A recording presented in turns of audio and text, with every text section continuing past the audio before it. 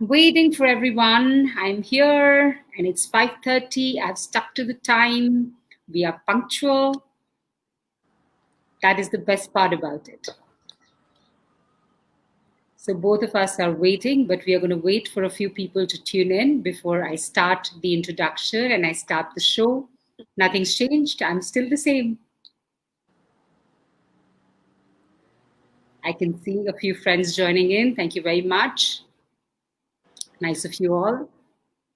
Loyalty is the biggest thing, I think. So thank you for joining in. Okay, I think we're ready. Good evening, everybody. Yet another episode of Shalini Says Wine Shine Quarantine. And like I always say, this started as just some fun and frolic and, let's not talk on the phone and have meaningful conversations. Let's take them online and influence people through these conversations. Luckily, I've got some amazing friends who are super inspirational. So I've been able to bring them all to chat with me online rather than chat with me on a one-on-one on a phone call. So I'm grateful to them for that. Today, I have a very interesting guest from Monte Carlo, Monaco, Monte Carlo. She is a communications coach, a corporate trainer. She's been an MC for the TEDx conferences in Monte Carlo, which for me is a really big thing because I hope to be able to speak at one of them soon. And she's a singer. There's no end to the amount of things that do, but I also know you'd be interested in knowing that she also teaches at the International University of Monaco. This is about the introduction I'm going to give because I'm going to allow her to tell us some more, which is a mystery which she's keeping from us. Alicia, thank you so much for joining us today on this show. Welcome on Shalini Says Wine Shine Quarantine. Thank you so much, Shalini. It's lovely to be with you and have this opportunity to talk to you. I don't know if there's any other surprises in what you've said to introduce me. People will tell that I'm English. I do live in the south of France now, and I used to be a lawyer.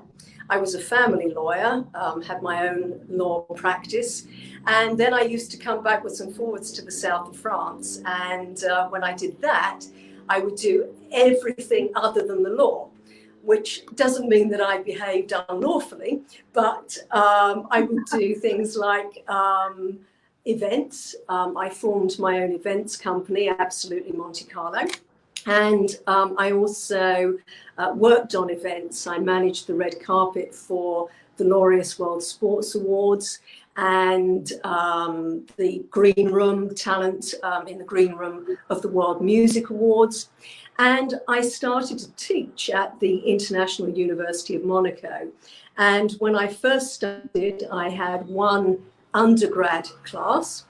And now, about 6-7 years later, I teach undergrads, master's students and the MBAs. I also teach at the International School of Monaco, and I'm leading them in putting on the first ever TEDx youth event in Monaco, which we hope to do next year. It was scheduled for October, but obviously we've had to postpone it until February next year. And I train and teach corporate clients, and I now go all over the world actually to train people in communications, individuals as well as corporate clients. Wow, that's amazing. I have to share a very interesting story since you shared with me that you're a lawyer. When we were growing up, and especially my time, now of course times have changed and there's so much more opportunity for children. But in my time when I was growing up, and I loved talking and I believed that I was it, and you got to hear me. And my parents would always say you should do law because my dad was an advocate in the Air Force. And I thought I was it because I spoke so well and I can become a lawyer. But I realized that in every family, if you talk too much, they said you can become a lawyer because there was only lawyers or doctors or engineers. That was about where the professions ended at our time. So I do understand where your ability to communicate so well and speak so well comes from, because obviously law is a profession where either you get it right or forget about it. So awesome, super awesome. So yes. Today's topic is basically public speaking and social etiquette for video calls, because they say that death is the second biggest fear and public speaking is called the first fear. So I wanted to shed some light, like for the people who have this fear, can you shed some light on how to overcome the fear and also the tips to speak well in public? Yes, yes. I mean, you're absolutely right. And if I could just go back to what you were saying, yes, for me, it was the natural progression, actually, because when you're a lawyer, in very many ways, you are a performer. So, and all business is show business. So it was a natural progression into training and teaching in public speaking and communication. And you're absolutely right that it is one of the major fears in life. So the first thing that I would say is that it's never about you. It's about your audience. And straight away, if you think of that, it takes the onus off of you. So you don't have to think about, oh my God, I'm so nervous, I'm so shy. It's not about you. It's about your audience. It's about how you want them to think, to feel, to do, or believe. So if you think about when you watch somebody speak, you don't want to be feeling really uncomfortable. You don't want to feel embarrassed. You don't want to feel, oh my God, I hope that person stops talking because they're obviously so shy and they're so nervous.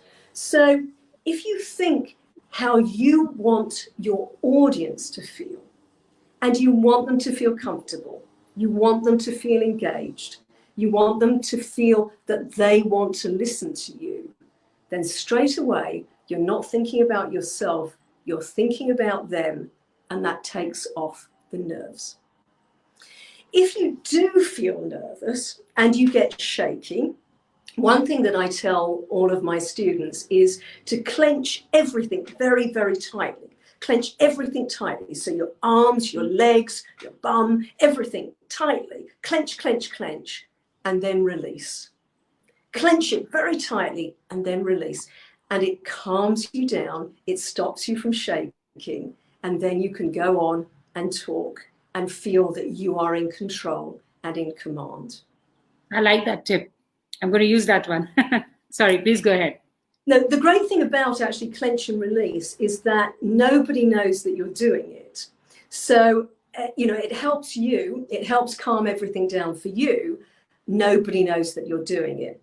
You might find as well that your mouth gets dry. I don't know if you experience that at all, Shalini, but if you do, if you very gently bite the inside of your cheek, very, very gently, I don't want to inflict any pain, we don't want to draw blood, but if you do that, immediately it releases saliva in your mouth. If you don't want to do that because you feel a bit afeared of actually causing pain, you can very quickly run your tongue around the front of your teeth. Now, I've just exaggerated that to show you, but if you actually do it, if you do it and you do it very quickly, nobody will notice. And immediately, again, you've got saliva in your mouth. It's also about breathing, actually. You mentioned about, giving some tips to be able to control the nerves. A lot of time when we do get nervous and we get anxious, we forget to breathe. And so it's about being able to breathe from the stomach, not from up in the chest, because if you breathe from up in the chest, you're going to get stressed. You won't get enough power. So I like to think of it as that you are inflating a balloon when you take a breath, inflating a balloon in your stomach. And then as you speak, the balloon deflates. And that's going to give you power. And if you do an exercise where you breathe in for 7, so you inflate the balloon in your stomach for 7, 1, 2, 3, 4, 5, 6, 7. And then you let it out for 11. 1, 2, 3, 4, 5, 6, 7, 8, 9, 10, 11. You do that a few times, it gets you into breathing and it gets you into the pattern of breathing. So it's very important that we don't forget to breathe. Wow, that's amazing. Is that where the term 7-Eleven came from, I'm wondering? Yeah, I think it was, yes, yeah. I always say, you know, that it's the 7-Eleven exercise for breathing, and it's not a shop. Yeah. You know, you won't believe it, but I actually used to have the fear of public speaking. Because in Indian schools, it's not, it was not, now it is, but it was not a very popular concept for everybody to stand up there and make a presentation. So it used to be those few students who were good, who would go for debates, and they were the ones who would make the presentations, and the others just remained mere mortals in school. So I always had the fear of public speaking, funnily, till I reached a point when I said that I have to face the fear. You know, and when I started, I would just take the mic at a friend's birthday and say like 2 lines just to get the confidence that I can do it, which is how I built it up. But friends would say, "Hey, don't worry about it. Just go and speak impromptu." I said, "It takes me 3 weeks to write an impromptu speech." So really, let's take it easy on me. I love that because, you know, the most spontaneous looking presentations have been really well prepared. So actually you were on the right track. Thank you very much. See, I just needed you to validate me. Now I think I'm ready to do this. So my second question to you would be that, you know, the circumstances changed, and there was a time when people used to say, "Hey, I'm camera shy." You know, they didn't want to get on the camera or get their pictures clicked, and they'd kind of shy away from it. But today, that's the work culture. And even video calling is camera shy story. People are kind of uncomfortable, and also they're feeling like somebody's intruding in their space. So there's various emotions in video calling, and I think they're not getting the hang of the video calling etiquette, as we call it. I want you to share some tips on that as well, because I saw you come on board today, and I was like, here's somebody who knows exactly what to do. So please share with the audience, Alicia. I will. I mean, it is so current. We have all been forced in so many ways now to be on camera and to be online. For myself, I was just starting my course of public speaking for the undergrads at the International University of Monaco. And I had one session with them in person, and then lockdown came and everything had to go online. So that was the same for all of the professors at the university, as well as myself. And it was overwhelming. It was a great shock. I had personally not done the university training online, and suddenly I had to master the university platform and get to grips with that, and put my course, which was very much in person, as you can imagine, public speaking, communication skills, very much in person and present. It all had to be transferred to being online. It was a massive and steep learning curve for me. So I really identify wholeheartedly with people who have now have to work online and do Zoom meetings or do Google Meets, whatever platform that it is. So I empathize and I understand because I've had to do it myself. I think that one of the most important things that you have to know is that in any presentation, it's still a conversation. And I think that people forget that. Even if they're doing it in person as well. And when I say that it's a conversation, you'll say to me, but it's a very one-sided conversation. And that's true. But at the same time, it is a conversation. You are still speaking with people. It doesn't matter if it's one person. It doesn't matter if it's 100 people or 100,000. So what you have to do is to engage with them in the same way that you would if you were talking one-on-one in person. So how do you achieve that? Well, if you think when you're having a conversation, you look someone in the eye, don't you? And if you don't look them in the eye, they think, well, why are you looking over my shoulder? Why aren't they focusing on me? Are they untrustworthy? Are they not interested in me? So you have to achieve that effect of engaging. How we do that on camera is to look into the camera. That's right. So don't look at the screen. Don't look all around. Don't look off here. Don't look up there. You can see as soon as I look down as well, you've lost me. I've lost you. Keep looking at the camera. Engage, engage, engage. So if you do that, that's going to stand you in very, very good stead, and you're going to be well ahead. Also, it's very important that your background is good so that there's no distractions. Again, you know, when you're having a conversation, you don't want to be distracted by looking at somebody and focusing on them. So when you talk to someone, you don't want there to be distracting mannerisms. Hands. Italians speak with their hands. All of my Italian students have a great difficulty actually controlling their hands, because Italians, you know, actually speak with their hands. It's a whole separate language, which actually my students have taught me, and I really appreciate. But we don't want any distractions. And it's the same with the background. So if it's too busy at the back, people are going to be focusing on that rather than focusing on you. So try to keep the background neutral, and also have the lighting in behind you. In front of you, not behind you. In front of you, because if it's behind you, it's going to cast a shadow. It will blur you out. So it's really presenting you in the best light possible, and not having any distractions so that people focus on you. And similarly, you can focus on them too. So engage, no distractions, not with your hands, not with your body. Don't move about too much, you know, as soon as you're doing that. Try not to look down.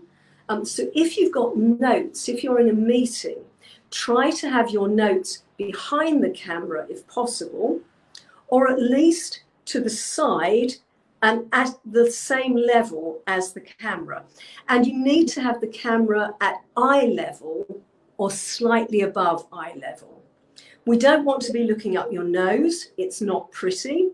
I'm sure that people do have very pretty noses, but actually it's not pretty when you're on camera. We don't want to look up your nose. And similarly, we don't want to see the top of your head, particularly during lockdown when everyone has got roots which need dyeing. I love that. You know, I have to tell you, there's not very many students in the Indian students in the International University of Monaco, but Indians also talk with their hands. So our hands are constantly moving. It's not just the Italians.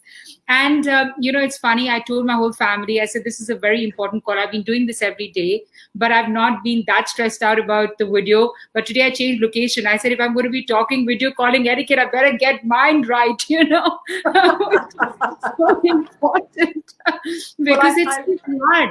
This working from home, trying to find a space where there's no noise and getting the lighting right and getting nobody to enter when you're talking. It's like been a task with so many of us in the house working at home.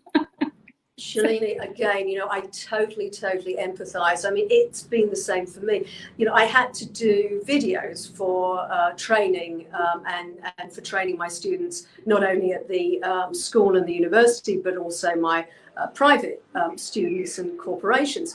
So, of course, yes, I'm at home as well.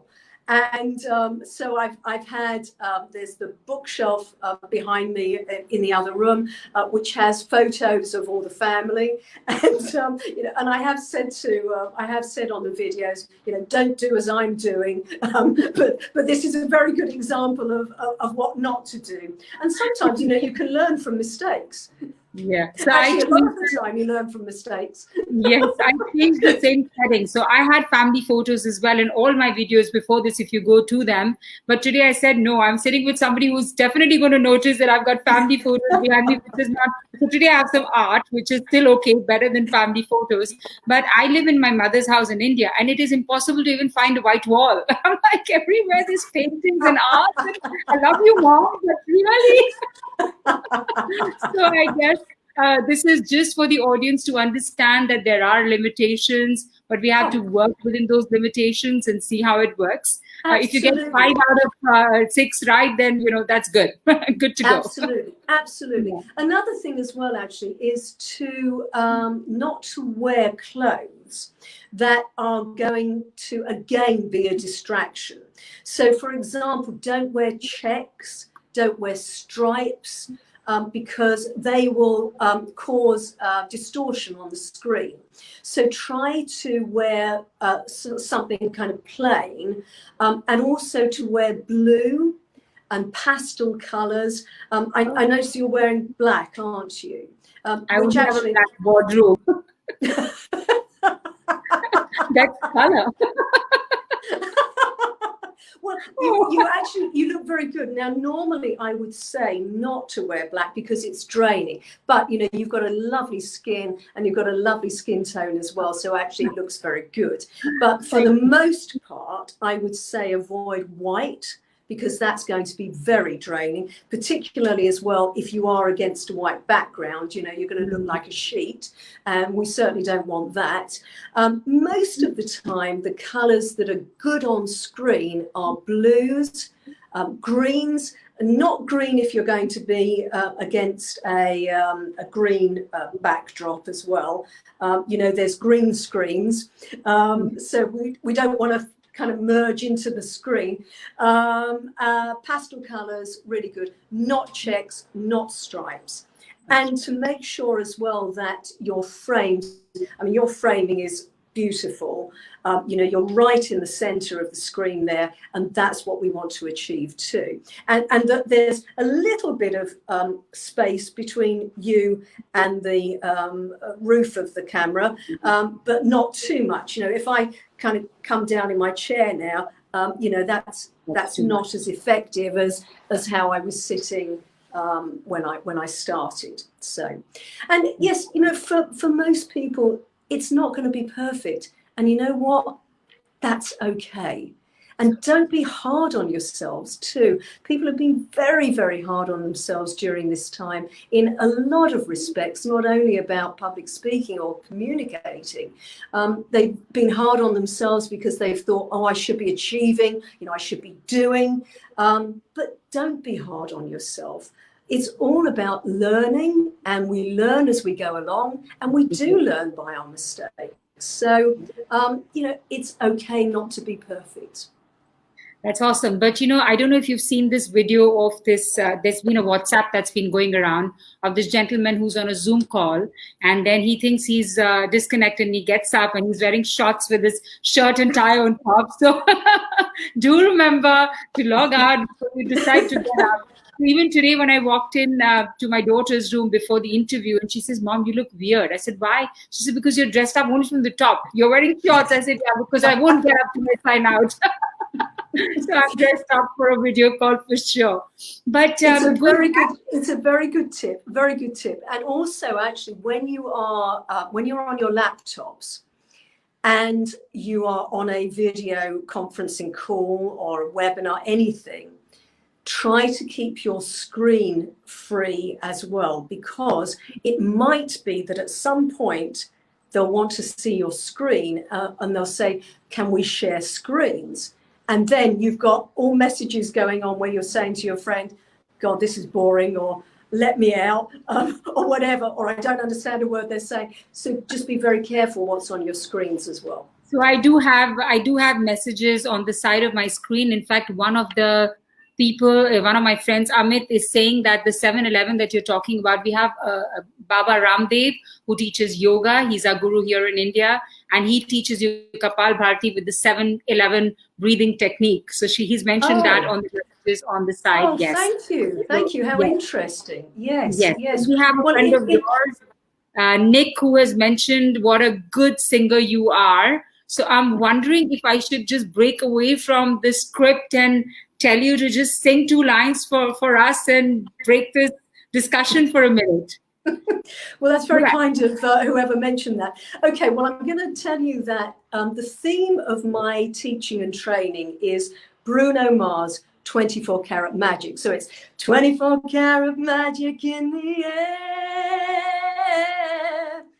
So, and it's 24 karat magic, because I always say that when you look at a magician, you say, how do they do it when they do their magic tricks?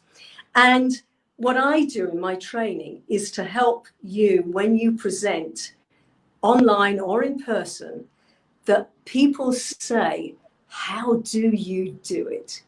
And that you produce the magic. So 24 karat magic. I love that. That was so amazing. That was super, super.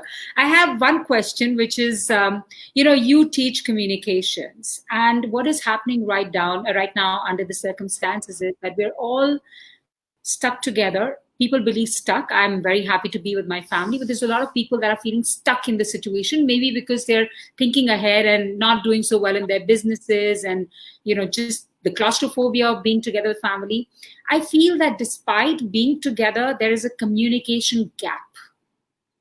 I want you to share something related to communication for the people who are not communicating within their families, forget anything else. Wow. Well, I mean, it's just so important that you actually take the time to take the time. And so I think that you must take the time to actually sit down with each other and talk. Express how you feel. Don't bottle it up. Don't go into that corner and actually withdraw.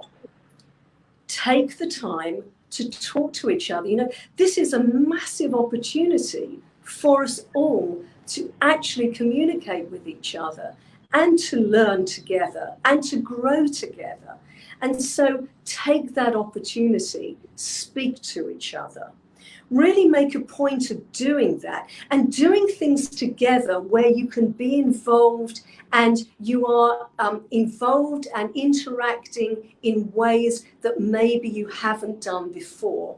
I always say that maybe for my younger students, to see if they are learning and taking in what I'm teaching, to get them to produce the communication on their terms. So, for example, to do a TikTok video, so that way they are showing me what they've learnt, and they're doing it in a way that they find pleasurable. Maybe doing something on their YouTube channels. So many of my students have got YouTube channels.